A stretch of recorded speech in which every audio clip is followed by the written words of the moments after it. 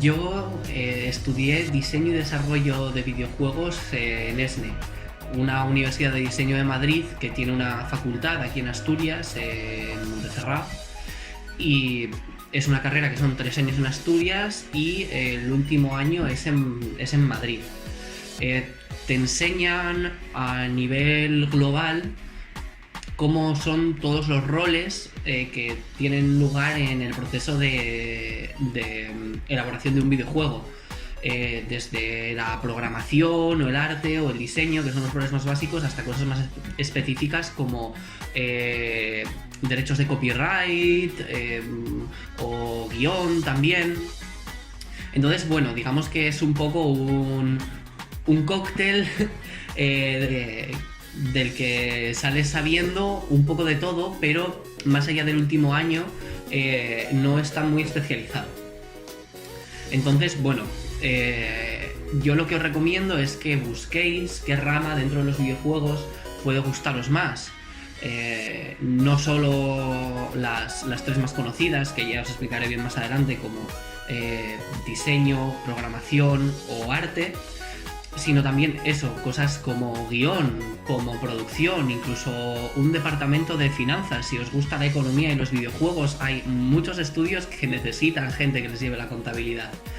Que os especialicéis en la rama que más os gusta y tiréis por ahí. Desde luego, si os gusta el videojuego como algo global, o si simplemente no lo tenéis muy claro, esta carrera es una opción súper válida.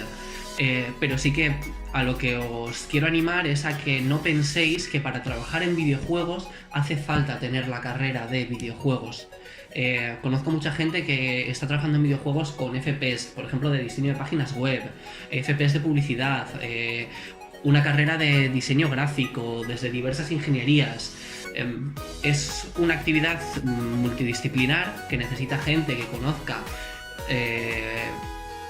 muchos campos distintos, se necesitan mezclar muchos tipos de habilidades y entonces simplemente investigad un poquito, ved qué rama os llama más y buscad esa cosa concreta para formaros.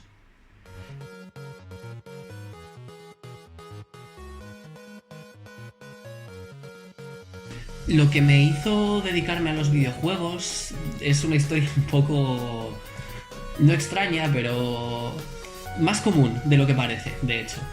Yo empecé a estudiar ingeniería electrónica porque quería meterme a hacer ingeniería biomédica, a hacer prótesis para personas a las que, por ejemplo, les faltase algún miembro o lo que fuera.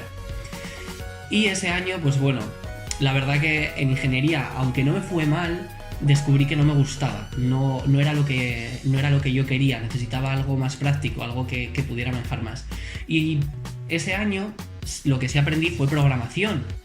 Y empecé entonces a interesarme un poco, a experimentar un poco con el código, a hacer un poco algún juego tonto, a buscar cómo se podían hacer videojuegos, porque eran algo que a mí siempre me había gustado. Y poco a poco empecé a meterme más y más en ese mundillo. Luego empecé, pues bueno, a leer análisis a lo mejor más formales, a entender los videojuegos más como una forma de expresión que solo como un producto de entretenimiento o como solo un juego. Y bueno, pues esa pasión fue creciendo, hasta que dije yo, joder, si a mí estoy viendo que lo que realmente me gusta es esto, y estoy en ingeniería. Pues triste porque no es lo que yo pensaba y claro, dije, ¿para qué voy a tirar más años haciendo esto que no me gusta cuando por lo menos creo que debería probar suerte en esto otro que sí? Entonces me puse a investigar, descubrí que existía esta carrera en Asturias, yo estaba haciendo ingeniería electrónica en Madrid, entonces también, bueno, pues me era más barato venir a estudiar eso a Asturias que seguir en Madrid pagando los costes de un piso y todo aquello. Entonces dije, pues realmente creo que puede salir bien. Y efectivamente vine aquí el primer año de carrera, por supuesto fue complicado, la universidad siempre es complicada, pero al menos tenía una pasión dentro que me permitía superar esos baches, que fue algo muchísimo más complicado en la ingeniería. Y entonces aquí sí que os quiero mandar un mensaje, que es que no pasa nada si os equivocáis al escoger carrera. yo, o sea, me conozco a mí, pero conozco a muchísima gente más que después de su primer año se ha cambiado e incluso se ha llegado a cambiar 2 veces. Porque es muy complicado saber lo que realmente te gusta cuando todavía no lo has llegado a experimentar. Yo ahora estoy muy contento, pero también me podía haber equivocado cuando cambié a videojuegos. Entonces, no sé si vais a tener la PAU o la EBAU, que es ahora este año. Pero bueno, lo que sí os quiero decir es que no sintáis tanta presión, de verdad, no pasa nada. Y otra cosa, no sintáis forzados ni forzadas a estudiar una carrera. De verdad, hacer un FP es una cosa súper válida y ya os digo que conozco a un montón de gente que está trabajando en videojuegos que ha hecho formación profesional. Así que simplemente pensad en lo que os gusta, intentad ir a por ello y si os equivocáis no pasa nada, encontraréis otra cosa, seguro.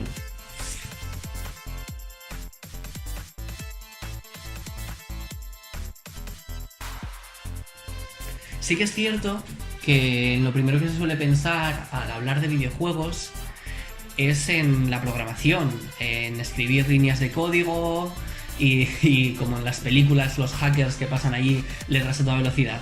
Os aseguro que no se parecen nada a lo que es en la vida real. Pero dentro del videojuego hay muchos más perfiles que el de picar código, que lo llamamos nosotros, que a mí me gusta bastante. Está, por ejemplo, diseñador. Los diseñadores, digamos, son las personas que escogen las reglas del juego, las diseñan para que sean divertidas y atractivas para el jugador. Esto no hay que confundirlo con ser la persona que tiene la idea para el juego. Ideas tenemos todos, las ideas se venden muy baratas, nadie te va a pagar por tener una idea. Esto es implementar esa idea. Me refiero, por ejemplo, en un juego que conocemos todos, el ajedrez, a lo mejor sabéis jugar o a lo mejor no, pero detrás de cómo se mueve cada ficha hay un montón de decisiones que se han tomado. No se trata simplemente de algo ambiental o, por ejemplo, como el caballo puede saltar a otras fichas, ¿no? Pues porque es el caballo, parece lógico que salte. Pero no es solo eso, aunque forma parte, sino que también es decidir el por qué es así, cuáles son las reglas matemáticas que hay detrás, la cantidad de jugadas que se pueden hacer con todas esas reglas, y cada ficha seguramente haya habido un proceso de pensamiento muy complejo y muy largo detrás para decidir por qué se hacía así. No conozco exactamente la historia del ajedrez, tampoco toméis mi palabra absoluta por esto, pero de la misma manera que os digo esto en el ajedrez, en cualquier juego en el que estéis pensando, desde el League of Legends a GTA, a, si os gustan, algún juego indie pequeñito, ha habido alguna persona decidiendo por qué estaba todo, dándose cuenta de que no funcionaba nada y cambiándolo todo 1000 veces. Después, el siguiente rol principal que hay es el de artista, ¿vale? Los artistas se encargan prácticamente de todo lo que veis.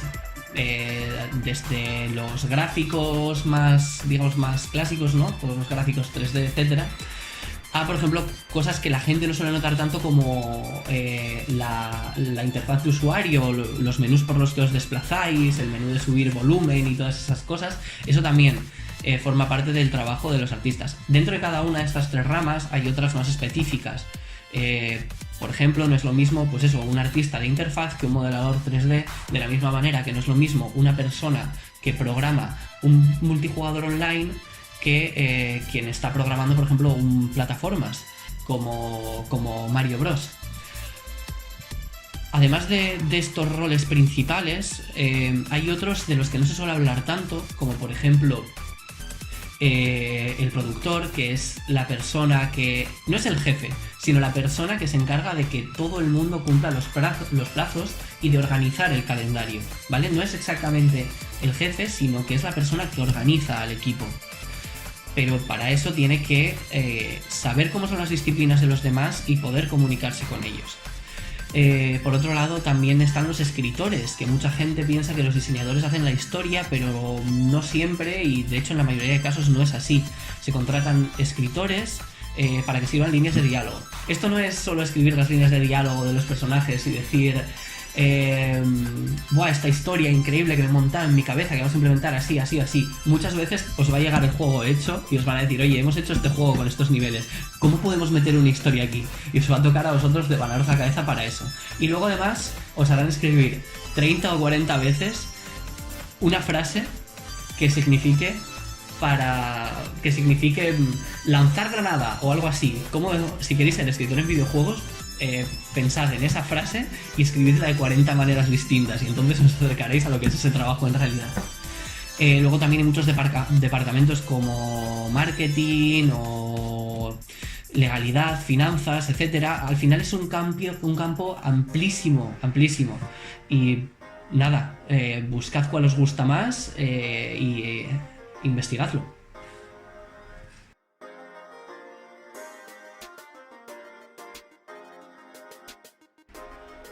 La verdad es que hay un montonazo de herramientas para adentrarse en el mundo de los videojuegos. Existen un montón de motores distintos. Los motores son los programas con los que se hacen videojuegos, que permiten crear un montón de experiencias muy diversas. Entonces, a lo mejor alguno que os interese un poco, conocéis uno que es Unity, que es uno de los motores que más usan los desarrolladores independientes y los equipos pequeños. Pero yo os voy a recomendar otros, ¿vale? Porque Unity puede ser un poco complejo cuando empiezas. Os voy a recomendar Scratch, que es una herramienta que desarrollaron en el MIT, en la Universidad de Massachusetts, para enseñar a los chavales a programar con frases muy básicas. Tiene un lenguaje de programación propio súper sencillito que os va a servir para amoldar vuestra cabeza a la lógica de la programación, ¿vale? Luego están a la par, diría, creo que son prácticamente iguales a la hora de sencillez, Construct y GameMaker, ¿vale? Estos son dos motores que no tienen un lenguaje de programación exactamente, aunque en GameMaker sí que se puede usar uno, sino que os dan herramientas para que podáis programar sin tener que usar código, ¿vale? Dan dos cajitas que mover, que se enlazan, al final también es lo que hace Scratch. Pero bueno, estos tienen un poco más de potencia, se pueden hacer cosas más interesantes. Y además lo fantástico de los dos es que tienen un montón de tutoriales, tanto en YouTube como oficiales de las propias empresas. Lo que sí que os recomiendo antes Construct que GameMaker, porque Construct es gratuito y GameMaker cuesta un ojo de la cara. Pero bueno, le podéis echar un ojo. Y luego, para a lo mejor las personas que estéis interesadas más en la parte narrativa de los videojuegos, que a lo mejor pues no estéis tan interesados en hacer un Mario como lo podéis estar en, no sé, en alguna historia interactiva como los libros de Elige tu propia aventura, Twine es una herramienta fantástica para poder hacer esto. Tiene un lenguaje muy sencillito en el que tú vas a escribir tu texto, luego vas a marcar estas líneas son decisiones que llevan a este párrafo o llevan a este otro párrafo. Además lo vais a poder ver todo como en una especie de mapa que va a ir enlazando unos capítulos con otros con flechas según las elecciones que vosotros hayáis ido dándole, y entonces es una manera de tenerlo todo visto muy rápido de un vistazo, y además es muy fácil meter imágenes, meter música, meter cualquier cosa que se os ocurra. Y también tiene un montón de tutoriales, así que nada, adelante y experimentad. Ahora, una cosa que os voy a decir, os recomiendo encarecidamente que lo primero que hagáis para aprender a utilizar un programa de estos, más allá de seguir un tutorial, es copiar. O sea, si os gusta Super Mario, coged e intentad hacer Super Mario. Igual no os parece lo más creativo del mundo o lo más atractivo, pero vais a aprender una barbaridad copiando, una barbaridad. Porque hay muchas cosas que tenemos interiorizadas que no nos damos cuenta de por qué son así hasta que tenemos que hacerlas de manera consciente. ¿Por qué el salto de Super Mario es de esta manera? ¿Por qué salta más al correr y no simplemente salta todas las veces igual? Porque si mantienes el botón más tiempo apretado salta más alto. Todas estas decisiones, a medida que lo vayáis copiando, os vais a ir dando cuenta de por qué están ahí. Entonces, de verdad, aunque pueda parecer impopular, yo la manera que he tenido de de aprender más es copiando. Y una vez que hayas copiado y sepas hacerlo bien, puedes empezar tus propios proyectos y partirte la cara con lo que venga. Pero de verdad, no sintáis vergüenza de copiar.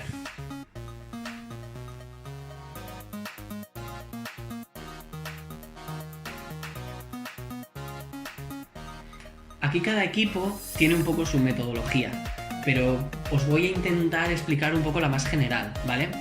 El desarrollo se divide principalmente en 3 fases. La primera sería la preproducción.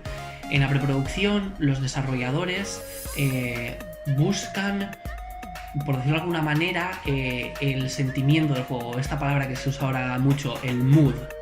Se busca una estética que funcione. Se buscan que las mecánicas que se han pensado inicialmente puedan programarse. Se trabaja en crear un prototipo lo suficientemente atractivo. Y una vez que se ha comprobado que ese prototipo es divertido, funciona y que hay recursos para sacar adelante lo que se supone que será el gran juego, entonces ahí se pasa a la fase de producción, que es donde se empieza a hacer el juego propiamente dicho. Por supuesto, hay código, material visual y un montón de cosas hechas de la preproducción, pero aquí es donde verdaderamente se hace lo que va a acabar en el juego. Aquí lo que tenéis que entender es que se produce muchísimo contenido y dentro del juego acaba teniendo suerte un 30%, un 40%, porque la mayoría de cosas que se hacen son descartadas. Cuando veis un personaje en un videojuego, ese no es el primer dibujo que ha hecho una persona.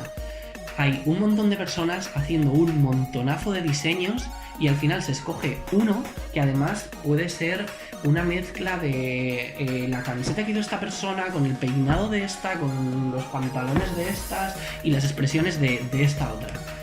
Entonces es un proceso bastante complejo y complicado y que además requiere de un constante testeo, que se llama una revisión, en la que no solo se busca que se encuentren, pues, por ejemplo, los errores de programación que haya en el juego, los bugs que se suelen llamar, sino que también se busca que a la gente que juega le sea atractivo y realmente esté recibiendo lo que los desarrolladores pretenden. Por ejemplo, pues si hay una historia emocionante, pues que la gente realmente se emocione, o si hay una de emoción que estén realmente, o sea, de intriga, que estén realmente, pues eso, intrigados.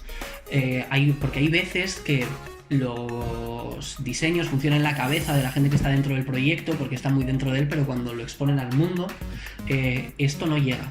Luego, la última fase sería lo que os acabo de comentar ahora del testeo, pero digamos una fase que es probarlo todo, que esté extremadamente pulido, que no haya bugs, luego también hay que pasarlo por procesos de certificación. Por ejemplo, cuando compréis un juego y pone PEGI 12, PEGI 16, todas estas cosas son procesos que pueden tardar varias semanas o incluso varios meses, que pueden retrasar el lanzamiento de un juego. Entonces es muy complicado y hay que tenerlas en cuenta a la hora de desarrollar. Lo que os quiero hacer ver aquí es que desarrollar un juego es muy complicado. Requiere de un montón de fases que a su vez están subdivididas en un montón de fases y que además es algo que ha de estar en constante revisión. No es un desarrollo lineal en el que empiezo aquí que no tengo nada y acabo aquí que lo tengo todo. Empiezo aquí, produzco todo esto y luego ahora tengo que reducir hasta llegar aquí, que es el final, porque todo esto que he hecho hay un montón de cosas que no me valen. Y luego una vez llego aquí, tengo que pasar certificaciones, un montón de trabas legales para poder al final publicar el juego en las tiendas, en donde yo quiero, que se produzca pues que se graben los discos, ¿no? Que se impriman las carátulas, que lleguen a las tiendas. Es un proceso de logística súper complicado y bueno, para que penséis en todo lo que implica, si a algunos gustan los videojuegos, cuando de repente se retrasa un juego varios meses, os aseguro que son desarrollos incontrolables.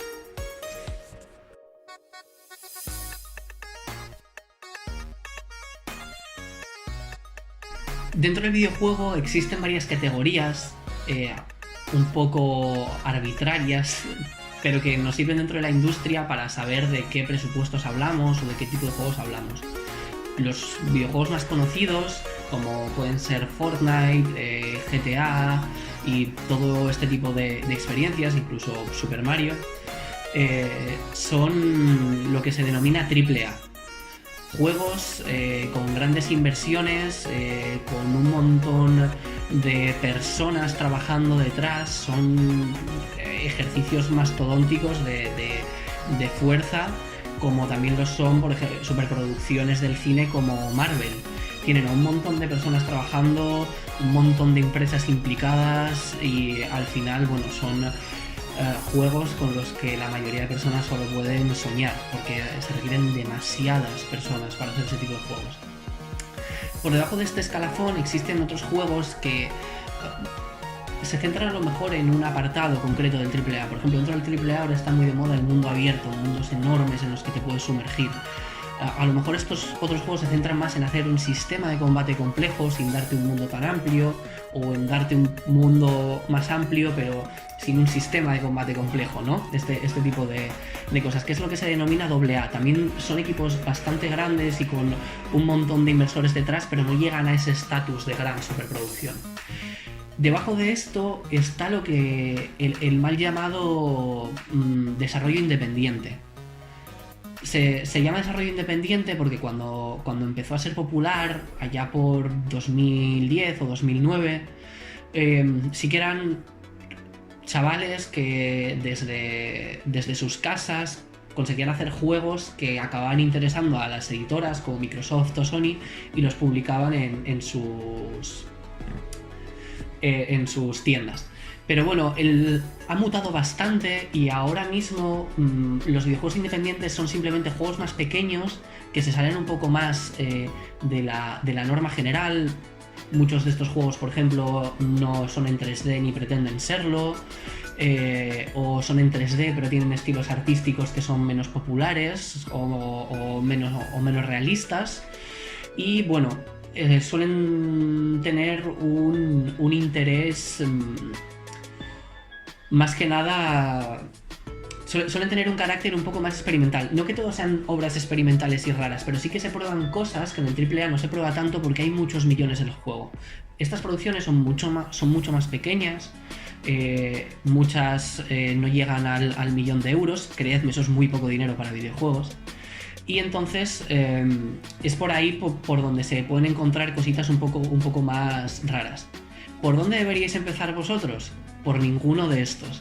Deberíais meteros en una página como minijuegos.com o alguna cosa así, buscad un juego sencillo, súper chorras, que os haga mucha gracia e intentar copiar algo así. Porque si intentáis hacer un juego comercial desde el principio, os vais a frustrar y ahora mismo no tenéis las herramientas ni la experiencia para hacer algo así. Centraos en divertiros mientras desarrolláis un videojuego, porque si no vais a matar la pasión que tenéis. Buscad hacer algo divertido, buscad un juego súper sencillo que os haga gracia, que ni siquiera esté en Steam, que sea gratis, online. Hay una página que se llama Itch.io donde podéis encontrar miles de juegos de este tipo y tratad de replicar algo así. De verdad, conseguir hacer un juego, por sencillo que sea, ya es un montón de trabajo. No os carguéis con más trabajo. Valen más la pena 10 juegos terminados malos que un juego enorme que nunca llegáis a terminar.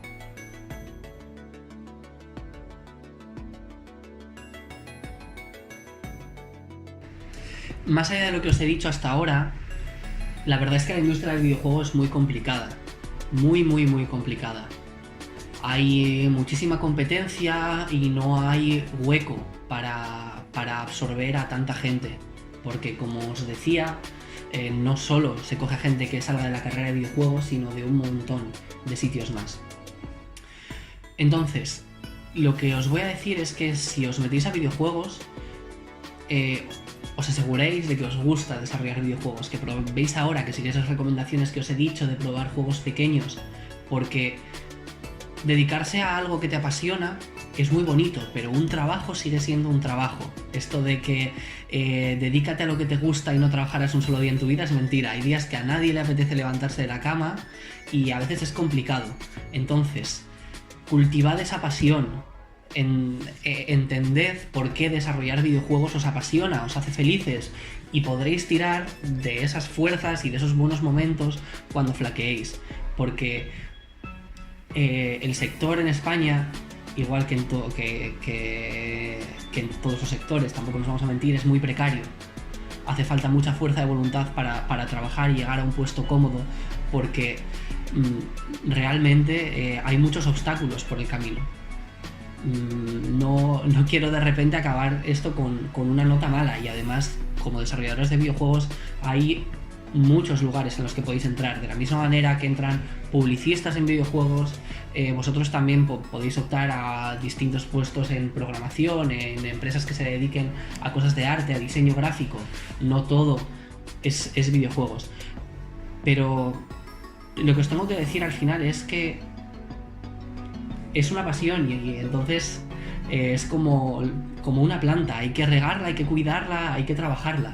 Y para eso lo mejor es ponerse a desarrollar cuanto antes, pero por diversión. Buscad aquello que os hace gracia. Si lo único que queréis hacer con vuestro juego es contar un chiste que os parece gracioso, adelante. Ahora es el momento en el que podéis hacer esas cosas, porque cuando entréis en una empresa va a haber un montón de intereses económicos que nos van a dejar desarrollar lo que os interese. Y aunque os parezca que tengáis la idea del millón, todo el mundo tiene ideas y nadie quiere desarrollar las de los demás. Todos quieren desarrollar las suyas. Entonces, lo que tenéis que trabajar no son las ideas que se os ocurren, sino cómo llevar esas ideas a la práctica, y eso es en lo que tenéis que poner el esfuerzo. Y si hacer eso descubrís que os gusta, que os hace felices, que os realiza, entonces entrad e ir a por ello, porque va a ser una cosa que disfrutéis un montón. Y bueno, por supuesto, lo otro que os tengo que decir es que desarrollar videojuegos no consiste para nada en jugarlos. Aunque estén estrechamente relacionados, son dos mundos completamente distintos. Así que desarrollad videojuegos antes de pensar que os gustaría hacerlos solo porque los jugáis mucho, de verdad. Y nada, cultivad vuestra pasión y mucha suerte en el futuro.